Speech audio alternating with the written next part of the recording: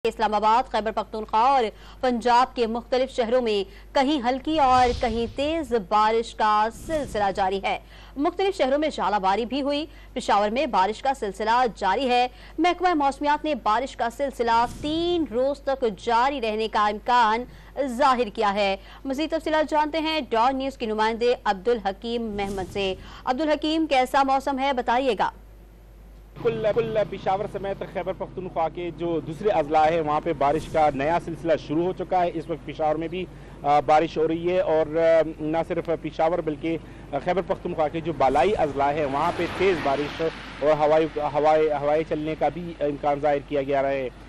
PDMA और महकमे मौसमियात खैबर पख्तूनख्वा की जानिब से जो है 3 दिन तक ये बारिश जारी रहने का इम्कान ज़ाहिर किया गया है। वक्फे से इतवार के रोज़ भी और पीर के दिन भी बारिशों का मज़ीद इम्कान ज़ाहिर किया जा रहा है।